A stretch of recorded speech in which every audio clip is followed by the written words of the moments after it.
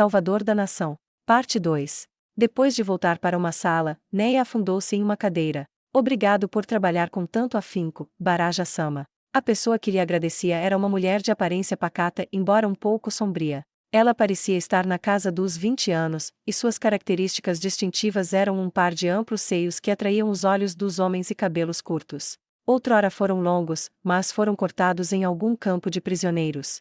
Ela fazia parte da equipe de apoio que Neia havia estabelecido. Os defensores de Neia queriam se nomear, e então se chamavam de Corpo de Resgate do Rei Feiticeiro. Seu trabalho era ajudar a gerenciar o cotidiano cada vez mais ocupado de Neia. Apesar de ter passado apenas meio mês desde que se conheceram, essa mulher se tornou insubstituível para Neia.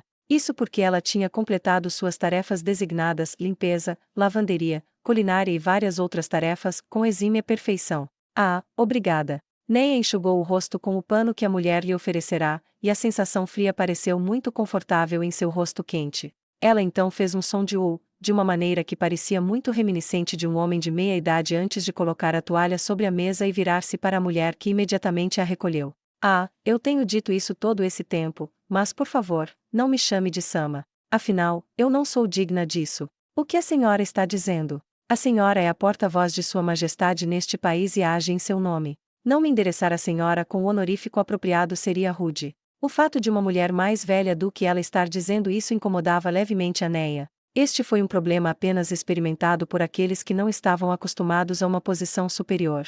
Falando nisso, Neia não era uma porta-voz nem nada. E constantemente ela se perguntava como acabará nessa posição. Neia sentiu que Shizu, que estava a olhando descompromissadamente enquanto deitada casualmente em um sofá, se encaixava melhor na descrição. Em primeiro lugar, a grandeza do rei feiticeiro deveria ser óbvia para todos, mesmo de um ponto de vista objetivo. Então ela estava simplesmente declarando o óbvio e não advogando a seu favor, ela não pretendia começar a pregar qualquer forma de crença ou opinião generalizada. Neia começou a fazer isso por sua própria vontade e nunca esperara que as coisas acabassem assim. Eu vou me despedir, então. Além disso, Bertrand Moroshi deseja contatá-la.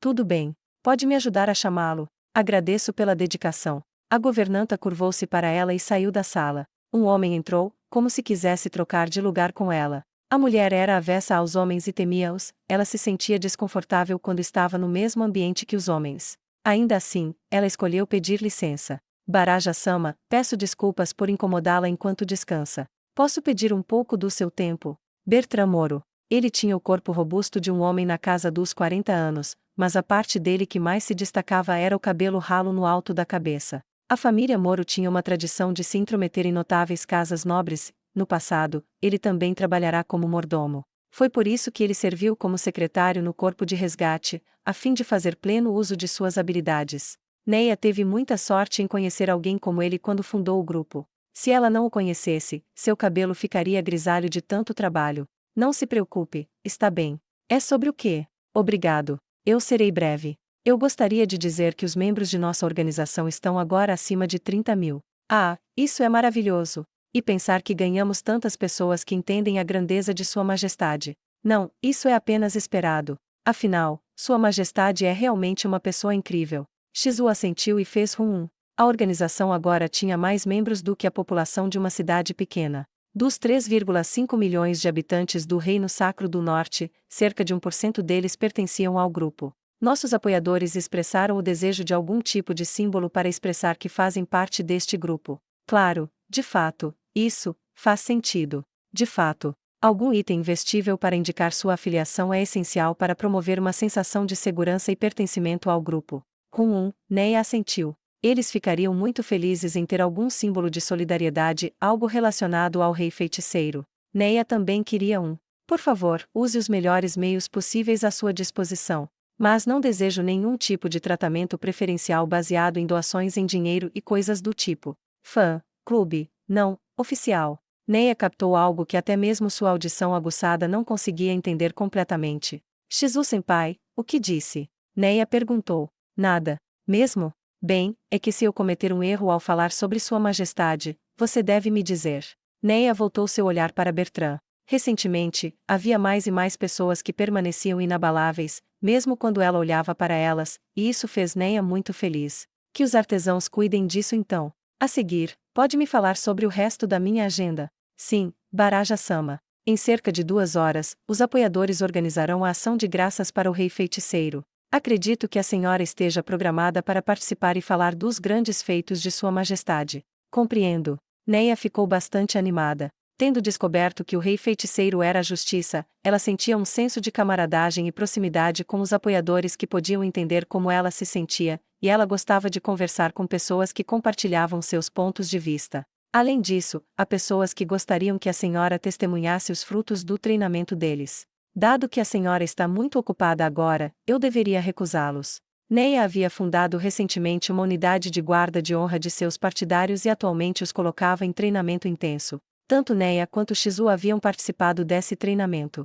Para Neia, que achava que a fraqueza seria apenas um fardo para o Rei Feiticeiro, se esforçar ao máximo possível para se tornar forte se tornou rotina. Se a participação de Neia pudesse animar o clima e motivá-los, ela teria que se juntar a eles. De forma alguma, eu gostaria de estar lá com eles. Tenho certeza de que ficarão encantados. Bem, esse resumo de eventos foi bastante básico, é tudo o que tenho a reportar-lhe. Quanto ao tempo que levará para reunir os apoiadores, depois de considerar o tempo necessário para se preparar, acredito que a senhora terá 1 hora para descansar e relaxar em paz.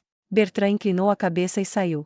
Depois de vê-lo sair, Neia levantou-se da cadeira e caminhou até o sofá onde Shizu estava. Então ela se deitou ao lado de Shizu e abraçou-a com força, como se estivesse tentando esmagá-la com seu corpo. Pronto, pronto. Shizu era mais baixa que ela, mas ela deu um tapinha nas costas de Neia de uma maneira suave, como uma mãe faria com seu filho.